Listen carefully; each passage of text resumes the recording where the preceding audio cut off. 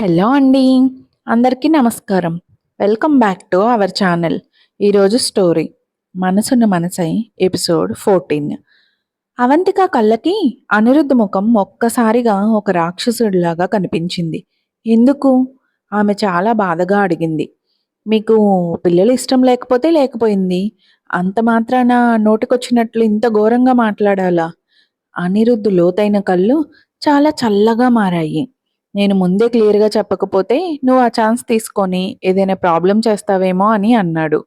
అవంతిక గట్టిగా ఊపిరి పీల్చుకొని తన చూపును ఆయన ముఖం మించి పక్కకు తిప్పేసుకుంది. ఆమెకు లోపల విపరీతమైన భయం వేసింది. ఒక అంతులేని లోయలో పడిపోతున్నట్లు అనిపించింది. ఆమె రియాక్షన్ చూసి అనిరుద్ధ్‌కు కొంచెం అనుమానం, ఆశ్చర్యం కలిగాయి. ఆయన పెదవులపై ఒక వెటకారపు నవ్వు నవ్వి, "నువ్వు నిజంగానే నా బిడ్డను కనాలని ప్లాన్ చేయట్లేదు కదా?" అని అడిగాడు. అవంతిక ఆయన వైపు కోపంగా చూసింది. "నేనిచ్చే హెచ్చరికను చాలా సీరియస్‌గా తీసుకోమని చెప్తున్నాను. నా క్యారెక్టర్ ఏంటో నీకు బాగా తెలుసు. నా మాటల కంటే నా చేతలు చాలా భయంకరంగా ఉంటాయి.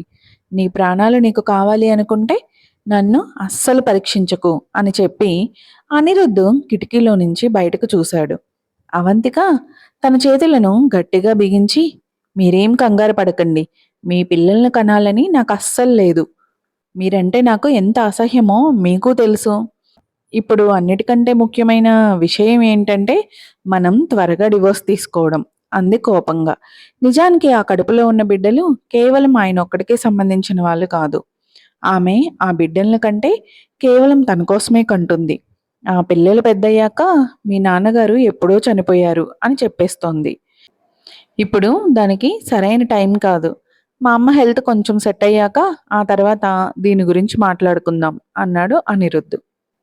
ఈసారి ఆయన గొంతు కొంచెం ప్రశాంతంగా వినిపించింది.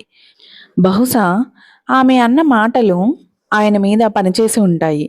తనంటే ఆమెకు అస్సలు ఇష్టం లేదు అనే విషయం ఆయనకు అర్థమైంది. అయితే మరీ ఎక్కువ రోజులు ఆలస్యం చేయకండి. అవంతిక కొంచెం కంగారుగా అంది.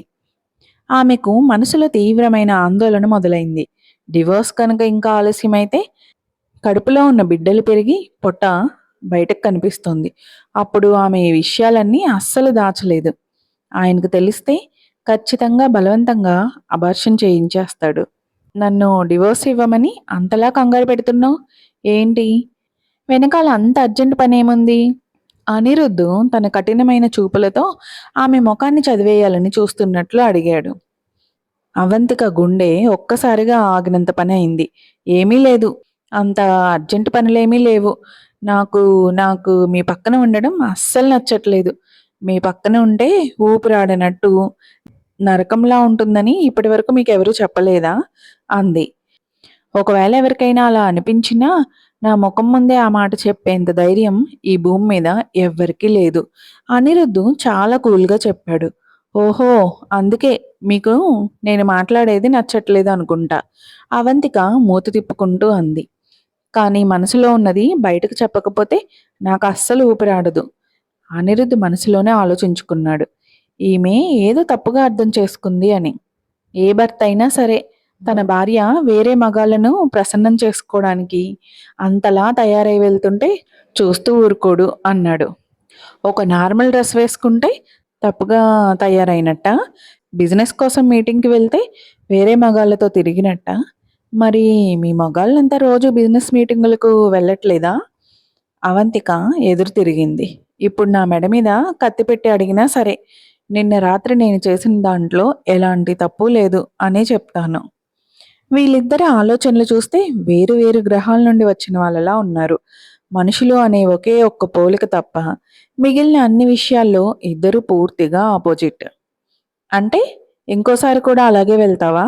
అనిరుద్ధు అడిగాడు. ఆయన పెదవుల మీద ఒక భయంకరమైన నవ్వు కనిపించింది. అవంతిక భయంతో తన పెదవులు గట్టిగా నొక్కుకొని అలవాటు ప్రకారం మూలగా దూరం జరిగి కూర్చుంది. నేను అసలు డ్రింకే చేయను. అలాంటప్పుడు వేరే వాళ్ళతో కలిసి ఎలా తాగుతాను? ఆకాశం విరిగి మీద పడ్డా సరే నేను అస్సలు ముట్టను. తన కడుపులో పెరుగుతున్న ఆ చిన్న ప్రాణాలను ఆమె ఏ క్షణంలోనూ రిస్క్‌లో పెట్టదు. వాళ్ళ నాన్నగారి కంపెనీ మునిగిపోయినా సరే, డబ్బు కోసం తను దిగజారే ప్రసక్తే లేదు. అవంతిక చెప్పిన ఆ సమాధానం విన్నాక ఇందాకటి నుండి అనిరుద్ధ్ మనసులో రగులుతున్న కోపమంతా ఒక్కసారిగా చల్లబడింది. డ్రైవర్ కారును నెమ్మదిగా అనిరుద్ బంగ్లా ముందు ఆపాడు. కారు ఆగగానే అవంతిక ఏదో జైలు నుండి తప్పించుకున్నట్టు గబగబా బయటకు దిగి వెళ్ళిపోయింది.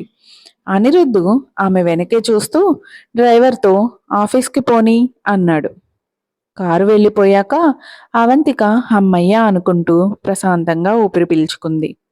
మధ్యాహ్నం కాసేపు పడుకొని నిద్ర లేచాక కరెక్ట్గా 2:30 గంటలకు ఆమె విశ్వనాథ ఇండస్ట్రీస్ ఆఫీస్కు వెళ్ళింది. వాళ్ళ నాన్నగారి పేరు మీద ఉన్న ఆస్తులన్నింటినీ అమ్మేసి ఆ వచ్చిన డబ్బుతో కొంతవరకు అప్పులు తీర్చాలి అని ఆమె డిసైడ్ అయ్యింది. చేతనైనంత వరకు అప్పులు క్లియర్ చేసి ఆ తర్వాత ఎవరైనా మంచి ఇన్వెస్టర్ను వెతుకుదామనుకుంది. బ్యాంకుల నుండి లోన్ రావడం ఎలాగో అసాధ్యం. నిన్న రాత్రి ఆ ఇద్దరు బ్యాంక్ మేనేజర్లను ఆమె పూర్తిగా నొప్పించింది. వాళ్ళు కూడా తనకు ₹1 లోన్ ఇచ్చే ప్రసక్తే లేదు అని తేల్చి చెప్పారు. నువ్వేమీ బాధపడకు అవంతిక. నిన్న రాత్రి నువ్వు గనక అక్కడ ఉండి డ్రింక్ చేసి ఉంటే ఆ వెధవలు నీతో ఇంకా తప్పుగా ప్రవర్తించేవాళ్ళు. సురేష్ గారు కనుబొమ్మలు ముడిచేసి చెప్పారు. నువ్వు అలాంటి అమ్మాయివి కాదు. నిన్ను బలవంతం చేసే హక్కు నాకు లేదు. అవంతిక తల ఊపుతూ, మీరు బలవంతం చేసినా నేను అస్సలు ఒప్పుకునేదాన్ని కాదు అంది. సురేష్ గారి ముఖం కొంచెం ఎర్రబడింది. ఆయన అవునన్నట్టు తల ఊపారు. నేను నిన్న రాత్రి మన సిటీలోనే ఉన్న కొందరు పెద్ద పెద్ద కోటీశ్వరుల లిస్ట్ రెడీ చేశాను. వీళ్ళందరికీ మన కంపెనీని కాపాడేంత పవర్, డబ్బు ఉన్నాయి. ఇందులో కనీసం ఒక్కరిని ఒప్పించినా సరే మన కంపెనీ బతికిపోతుంది. అవంతిక ఆ లిస్టు చేతిలోకి తీసుకొని గబగబా చూసింది. ఆ పేపర్ మీద వాళ్ళ పేర్లు, కంపెనీల డీటెయిల్స్, వాళ్ళ ఆస్తి విలువ, అలాగే కాంటాక్ట్ నెంబర్స్ ఉన్నాయి. కొందరి నెంబర్లు ఉన్నాయి, కొందరివి లేవు. ఈ నెంబర్లు లేని వాళ్ళను మనం ఎలా కలవాలి సురేష్ గారు? అవంతిక అడిగింది. వాళ్ళ పర్సనల్ నెంబర్లు నాకు దొరకలేదు అవంతిక. మనం నేరుగా వాళ్ళ ఆఫీసులకి వెళ్ళి కలవడానికి ట్రై చేయాలి సురేష్ గారు చెప్పారు. అవంతిక ఆ లిస్టుని మళ్ళీ మొదటి నుండి చూసింది. ఈసారి ఆమె కళ్ళు ఒక ముఖ్యమైన పేరు దగ్గర ఆగిపోయాయి. ఆ లిస్టులో రెండో పేరు చాలా క్లియర్గా రాసి ఉంది. అనిరుద్ధ్. అనిరుద్ధ్ గ్రూప్ ఆస్తి విలువ సుమారు 15,000 కోట్లకు పైనే. కాంటాక్ట్ నెంబర్ లేదు. అవంతిక ముఖం ఒక్కసారిగా మారిపోయింది. ఆమె కొంచెం బిడియంగా, ఈ అనిరుద్ధ్ గారికి ఇంత డబ్బు ఉందా అని అడిగింది. తన మనసులోని కంగారును దాచుకోవడానికి టేబుల్ మీద ఉన్న వాటర్ గ్లాస్ అందుకుని ఒక గుటక వేసింది. అది కేవలం పైకి కనిపించే లెక్క మాత్రమే అవంతిక. ఆయన అసలు ఆస్తి దీనికంటే చాలా ఎక్కువగా ఉంటుంది సురేష్ గారు నమ్మకంగా చెప్పారు. ఈ ఇంటర్నెట్ రంగం స్టార్ట్ అయిన కొత్తలోనే ఆయన అనిరుద్ధ్ గ్రూప్ను పెట్టారు.